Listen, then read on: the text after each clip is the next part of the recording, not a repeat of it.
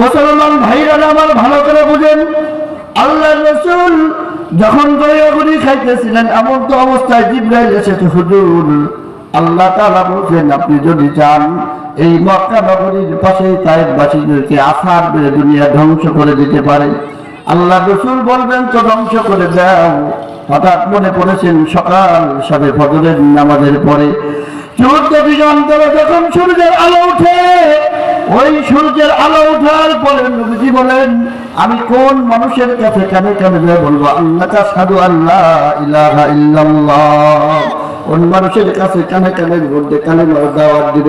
এই মানুষগুলোকে যদি আল্লাহ তাআলা ধ্বংস করে দেন, আমি নবীজিকে দেখা দেওয়ার কারণে আর সকালবেলা ওই মানুষগুলির চেহারা কোনোদিন দেখা যাবে না।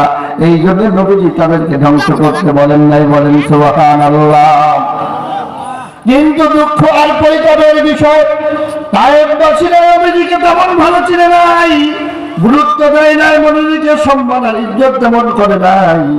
ওই তায়েফবাসীদের থেকে আল্লাহ রাব্বুল আলামিন নবীর উপরে ইন হুয়া ইল্লা ওয়াহয়ুন ইউহা ওহী নাযিল হয়েছে, নবী আপনি আপনার মায়ের দেশ থেকে মদিনায় চলে যান।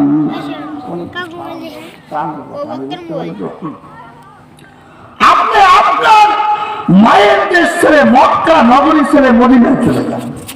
আল্লাহ রাব্বুল আলামিনের এই ওহী পাওয়ার পরে নবীজি চলে গেছেন।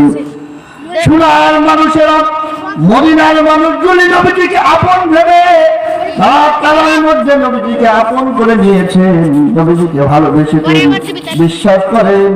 এখনো পর্যন্ত যেমন হাবিব সাহেব এই মাদ্রাসার মুহতামিম সাহেব গিয়েছিলেন, উনার কাছে জিজ্ঞেস করেন এখনো পর্যন্ত আরাফার ওই ময়দানের মধ্যে, ওই পাহাড়ের মধ্যে, জাবালে নূর পাহাড়ের মধ্যে দাঁড়িয়ে দাঁড়িয়ে তায়েফবাসীরা এখনো পর্যন্ত হাউমাউ করে কাঁদতে থাকে। জিজ্ঞেস করতে চাই কতদিন পর্যন্ত আর কাঁদলে ওই সোনার মদিনা থেকে নবীজি সাল্লাল্লাহু আলাইহি ওয়াসাল্লাম আর কোনদিন মক্কা নগরীতে আসতে পারবে? আসবে নাকি আর?